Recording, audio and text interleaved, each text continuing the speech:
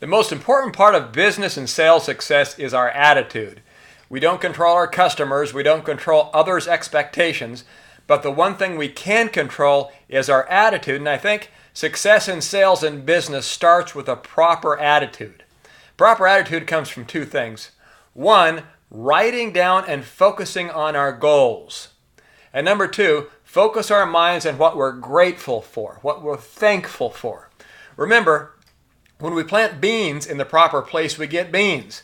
When we plant nothing, we get weeds.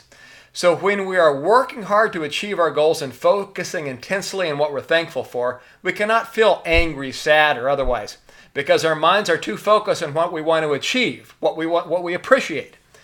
Very seldom in our lives do we have the opportunity to say, I was truly number one. This only comes from a place where a salesperson is totally unselfish, focusing on the customer's best interest, and doesn't care about who gets the credit. It's amazing how much we can accomplish when we don't worry about who gets the credit. And you can choose to find a lot of good things about the sales profession and make it very enjoyable, or you can look at it as a drudgery.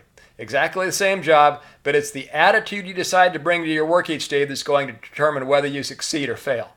The customer can hear it in the tone of your voice. Do you give monotone, one-syllable responses, or do you show the emotion of caring, explaining in the way that the customer can understand? Remember the story of the Pope a number of years ago when he was in New York. He got separated from his entourage and he was riding in a limo, and he says to the chauffeur, you drive too slowly. We need to catch up with my people. And he said, when I was a cardinal, I used to drive on the Autobahn. Let me drive. So the Pope got on FDR Drive and was going 87 miles an hour. And a patrolman stopped him, and he recognized the Pope, and he said, "Oh, Your Holiness, if I had known it was you, I wouldn't have stopped you. But to let you go, I'm going to have to call the captain and ask permission first." So I called the captain, and he said, Captain, I stopped somebody very famous, and I don't want to give him a ticket. And the captain says, "Well, who is he? Is he the head football coach of the New York Jets?" He said, "Oh, no, this guy's far more important than him." "Well, was it Bill Gates?" And he said, "No, sir, this guy is far more important than him." He said, "Well, was it a U.S. senator?" He said, "No, sir, this guy is far more important than him." And the captain said, "Well, who is he?" And the officer said, "I don't know, but the Pope's his chauffeur."